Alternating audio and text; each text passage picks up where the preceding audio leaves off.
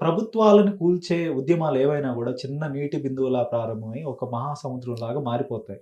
ఇప్పుడు ఎక్కడో ఒక చిన్న ఒక ల్యాప్‌టాప్‌లో కూర్చొని ఒక కంటెంట్ డిజైన్ చేసుకొని ట్విట్టర్‌లో పోస్ట్ చేశాడు. అది కాస్త 2,00,00,000 మందికి ఫాలోవర్స్ వచ్చేసారు. ప్రకాష్ రాజు, తర్వాత సోనం వాంగ్‌చుక్ అనేక సామాజిక ఉద్యమకారులు మన హైదరాబాద్‌లో చూస్తే నాగేశ్వర్ గారు, తర్వాత మరి కొంతమంది ప్రముఖులు అందరూ గూడా ఎళ్లారు.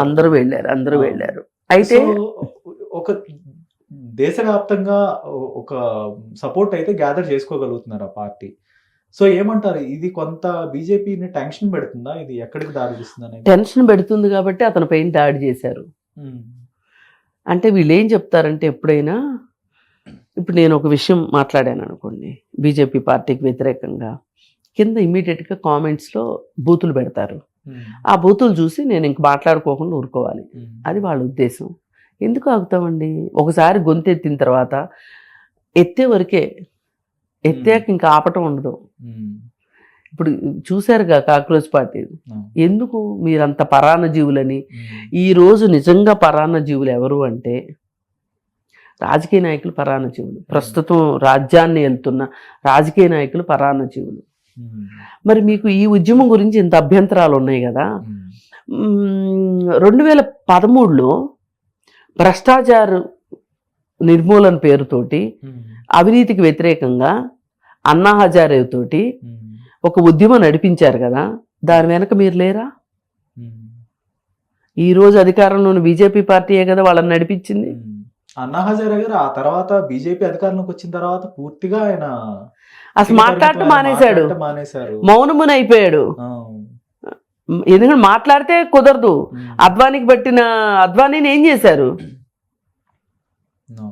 ఇప్పుడు వీళ్ళు 75 సంవత్సరాల వయసు వ్యవహారంతో అద్వానీ ప్రధానికి పనికిరారు అన్నారు. హ్మ్. ఇది ఆర్ఎస్ఎస్ నిబంధన కూడా. హ్మ్. ఆర్ఎస్ఎస్ కూడా అదే చెప్పింది. హ్మ్. అయితే ఎల్కే అద్వానీ గప్చుప్ అయిపోయారు. హ్మ్. అయిపోతే మోడీ ప్రధాని అయ్యారు. హ్మ్. మోడీ ప్రధాని అయిన తర్వాత మోడీ దగ్గరకు వచ్చేసరికి 75 ఏళ్ల ఇది తీసేశారు. హ్మ్. ఈయనకే తీసేస్తే చాలన్నట్టు ఆర్ఎస్ఎస్ ఆయనకు కూడా తీసేశారు. హ్మ్. అవును. ఎక్కడ ఈయన సీటుకి కూడా ఎసరొస్తుంది. ఎసరొస్తుందోనని. హ్మ్. అంటే మీరిట్లా మీకు నచ్చినట్లు అన్ని మార్చుకోవచ్చు. హ్మ్. ఆ రోజు ఉద్యమం ఏంటి? లోక్పాల్ బిల్లు కోసం మీరు చేశారు. అది లోక్పాల్ బిల్లు చేశారు కాంగ్రెస్ చేసింది. కొంత పార్షియల్ గా కొన్ని వాళ్ళు అడిగిన డిమాండ్స్ ఒప్పుకుంది. పార్షియల్ గా కంటే కూడా దాదాపు చేశారు. సరే, మీరు సాధించిందే కదా లోక్పాల్ బిల్లు. పోని మీరు కాదు, మీ ఉపసంఘమే సాధించింది అనుకుందాం. ఎవరు అన్నా హజారే కావచ్చు, కేజ్రీవాల్ కావచ్చు, లేకపోతే కిరణ్ బేడీ కావచ్చు, మీరందరూ చేశారు. బాగుంది. మరి లోక్పాల్ బిల్లుని మీరు అమలు పరుస్తున్నారా? మీరెందుకు అమలు పరచట్ల లోక్పాల్ బిల్లుని? దీనికేం చెప్తారు సమాధానం?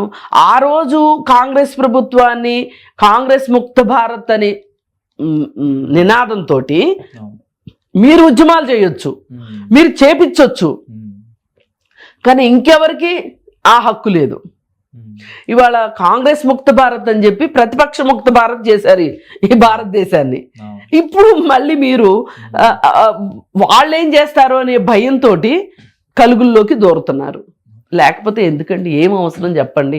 ఇప్పుడు ఆ కుర్రాడిని కొడితే ఏమొస్తుంది? మరింత పెరుగుతుంది, మరింత ఉవ్వెత్తున పెరుగుతుంది, తనకు మద్దతు పెరుగుతుంది, తన మానసిక స్థైర్యం కూడా ఇలాంటి వాటికి సిద్ధమైపోతాడు. పైగా ఇంకోటి ఏం చేస్తున్నారు? మొన్నటిదాకా ఒట్టి బొద్దింకలు అన్నారు, ఇప్పుడు ఎర్ర బొద్దింకలు అంటున్నారు. ఎర్ర బొద్దింకలు అని మాట్లాడుతున్నారు. సరే, వీళ్ళు ఏం చేస్తారు అనుకుంటున్నారు. సరే, వీళ్ళేమీ చేయలేరుగా, భయపడకండి.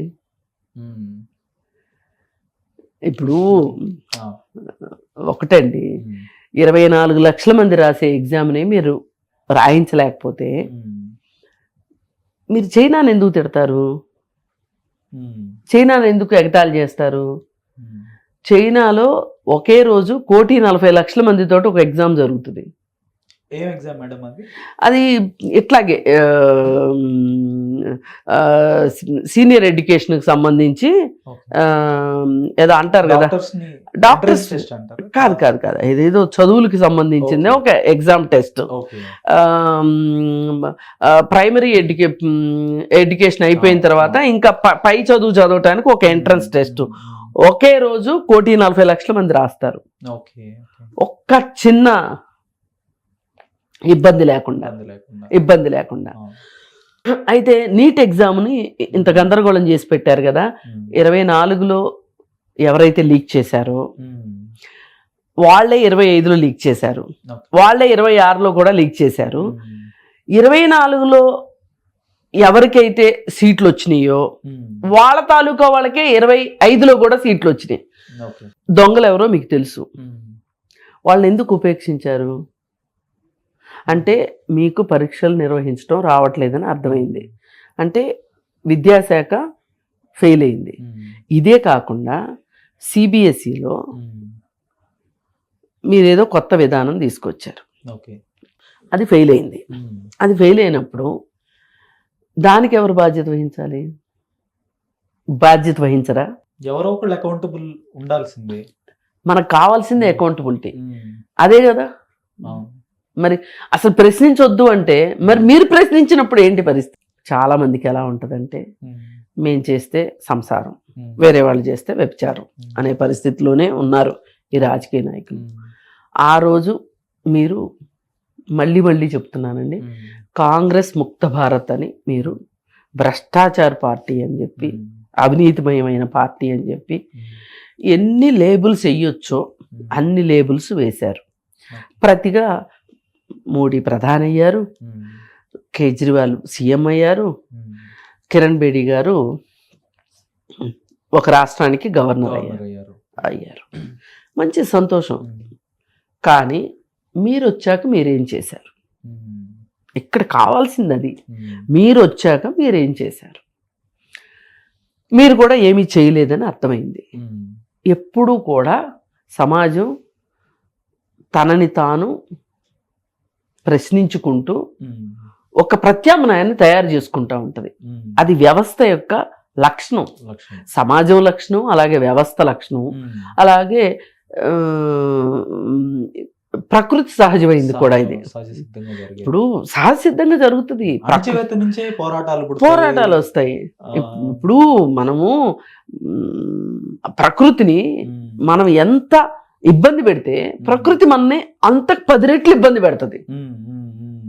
ఇది న్యాచురల్ ప్రాసెస్. ఇదేదే శాపాలు ఇంకోటి ఇవి కాదండి, కర్మసిద్ధం ఇవేవి కాదు. నేచర్ నిన్ను మింగేస్తుంది. అట్లాగే ప్రజలు కూడా పార్ట్ ఆఫ్ నేచర్. ఇప్పుడు ఆ రోజు మీ మాట విన్నారు, 10 సంవత్సరాలు మీకు అవకాశం ఇచ్చారు, మళ్ళీ అవకాశం మీరు తీసుకున్నారు, ప్రజలు ఇవ్వాల, మీరు తీసుకున్నారు. మొన్న తీసుకున్నది అవకాశం, అంతకుముందు ఇచ్చింది ప్రజలు ఇచ్చింది, మీరు తీసుకున్నారు. అవకాశం ఎలా తీసుకున్నారు? ఎవరెవరిని కలుపుకున్నారు? మీరు ఎన్ని సీట్లు వస్తాయి అనుకున్నారు? మీకు ఎన్ని సీట్లు వచ్చినాయి? ఎందుకు అక్కడే ఆగిపోయారు? మీ రంగులన్నీ వెలిసిపోయినాయి కాబట్టి మీరు అక్కడే ఆగిపోయారు. కాకపోతే మీరు వ్యవస్థల్ని మీ చేతిలో పెట్టుకొని ఆ వ్యవస్థలని బూచిగా చూపించి కొంతమందిని మీ దారికి తెచ్చుకున్నారు. ఇది కఠినమైన వాస్తవం. ఆంధ్రప్రదేశ్లో ఆ రోజు చంద్రబాబు నాయుడు గారు ఎన్డీఏలోకి వెళ్ళకపోయి ఉంటే, నితీష్ కుమారు ఎన్డీఏలోకి వెళ్ళకపోయి ఉంటే మోడీ ప్రధానమంత్రి అయ్యేవాడు కాదు. అంటే క్లియర్గా మనకు అర్థమవుతుంది ఏంటి? ప్రజల తీర్పు ఇవ్వాల, నువ్వు తీసుకున్నావు. నీవు తీసుకున్నట్లే వేరే వాళ్ళకు కూడా తీసుకునే హక్కు లేదని నువ్వు ఎలా అంటావు? నువ్వు ఒక్కడవే ఈ దేశంలో ప్రధాని అని రాసి పుచ్చుకోలేదు కదా. నువ్వు ఇంకేం పైనుంచి వచ్చేటప్పుడు నీకు రాసి మెడలో వేసి పంపలేదు కదా.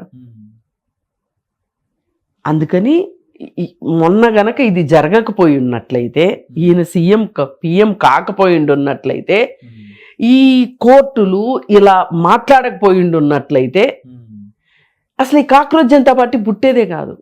మీ వైఫల్యాల నుంచే, మీ అపజయాల నుంచే, మీ చేతగానితనం నుంచే కాక్రోచ్ పార్టీ పుట్టింది ఈ రోజు. అది కూడా 12 ఏళ్ల తర్వాత ప్రజలు 12 ఏళ్ల తర్వాత చూసి చూసి చూసి చూసి మీ మీ చేష్టలు భరించలేక అసలు మీరు ఎక్కడ వరకు వెళ్ళిపోయారంటే ఇంకా మమ్మల్ని మించింది లేదు అనేదాకా మీరు వెళ్ళిపోయారు. కాబట్టి ఎప్పుడైనా సరే ఆ కూరలు పీకటానికే కొన్ని అప్రకటితంగా పుడతాయి, అప్రయత్నంగా కూడా పుడతాయి.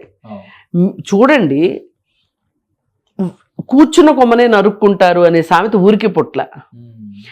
మీ చేత్తో మీరు కాక్రోచ్ జనతా పార్టీని పుట్టించారు, లేకపోతే పుట్టేది కాదు. ఆ రోజు అసలు అతను ఆ మాట మాట్లాడకపోతే, జడ్జి ఆ మాట మాట్లాడకపోతే ఇది జరిగేదే కాదు. కానీ ఇంకో రూపంలో వచ్చుండేది, ఇంకొన్నాళ్ళు ఆగి వచ్చుండేదేమో. కానీ ఈ రూపం నోటి నుంచి అది అప్పుడు ఇన్స్టాంట్ గా స్ట్రైక్ అయిన కాక్రోచ్ అనే పదం ఇప్పుడు ఇంత పెద్ద సమూహాన్ని కి దారి తీసింది. ఏదైనా ఒకటే అండి, గుర్తుపెట్టుకోండి. మీరు ఇందాక అన్నారు చూసారా, సింధువు నుంచే బిందువు పుడుతుంది, బిందువు నుంచే సముద్రం మారుతుంది. అలాగే ఒక క్యాన్సర్ కణం కూడా ఒక కణమే. 100 కణాలు పుట్టవు ఒకేసారి, ఒక కణమే పుడుతుంది. ఆ ఒక కణమే మల్టిప్లై అవుతుంది. అట్లాగే మీరు కూడా ఒక్కరిని కాక్రోచ్ అన్నారు. ఆ ఒక్క కాక్రోజు బోలెడి కాక్రోచ్లు అయ్యింది. ఇవాళ మీరు దాన్ని భరించలేకపోతున్నారు. దాని నుంచి మీరు మనుషుల్ని ఎలా అయితే నక్సలైట్ల నుంచి అర్బన్ నక్సలైట్లు అన్నారో, కాక్రోజ్ నుంచి ఎర్ర కాక్రోజులు అంటున్నారు. తప్పేంటి? వై నాట్ అండి? మంచి అన్నది మాల అయితే నేను మాలనవుతానన్నారు. అట్లాగే కాక్రోజే మంచి అయినప్పుడు నేను కాక్రోచ్ అనిపించుకుంటాను, నాకు తప్పేంటి? సిస్టమ్ అనేది గట్టర్ అయినప్పుడు కాక్రోచెస్ దాన్ని క్లీన్ చేయటానికో, కాక్రోచెస్ కూడా గట్టర్ ని క్లీన్ చేస్తాయి కదా, గట్టర్లోనే పుడతాయి, గట్టర్నే క్లీన్ చేసుకుంటా బతుకుతాయి. మరి తప్పేముంది?